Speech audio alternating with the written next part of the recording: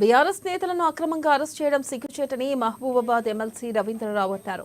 మాజీ మంత్రి హరీష్ రావును అరెస్ట్ చేయడం అప్రజాస్వామికమని చెప్పారు. కాంగ్రెస్ అరాచకాలను తెలంగాణ ప్రజలు చూస్తున్నారని, త్వరలోనే బుద్ధి చెబుతారని రవీంద్రరావు తెలిపారు.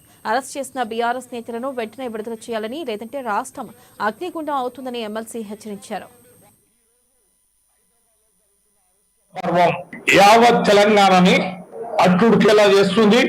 ఒక రకంగా ఉద్రిక్తకరమైన పరిణామాలకి తావిస్తుంది. సంవత్సర పాలనకు సంబంధించి విజయోత్సవాలు జరుపుకుంటున్నాం. ఈ విజయోత్సవాలు మీరు భాగస్వాములు కావాలి. మీరు రెండేరి మమ్మల్ని ఓ పక్కన ప్రతిపక్ష పార్టీగా ఆహ్వానిస్తూ, మరో పక్కన అవకాశం దొరికింది కదా, లేదా అవకాశాన్ని కల్పించుకొని అరెస్టు చేస్తున్న పర్వాన్ని బీఆర్ఎస్ పార్టీ చాలా తీవ్రంగా ఖండిస్తుంది. ఏంటి అరెస్ట్ పర్వం? నిజంగా సంవత్సర పరిపాలనలో అద్భుతాలు జరిగితే ప్రజలు బ్రహ్మరథం పడతారు. నిజంగా మీరు ఎన్నో అభివృద్ధి సంక్షేమ కార్యక్రమాలు ఇచ్చిన 6 గ్యారెంటీలు 13 హామీలు కనుక అమలు పరుచుంటే ఆ ప్రజలే అద్భుతంగా సంబరాలు చేసుకుంటారు.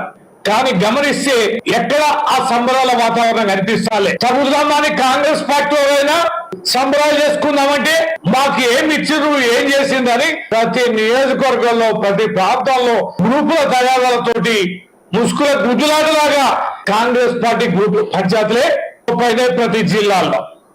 ఎంత విచిత్రమండి. హరీష్ రావు గారి మీద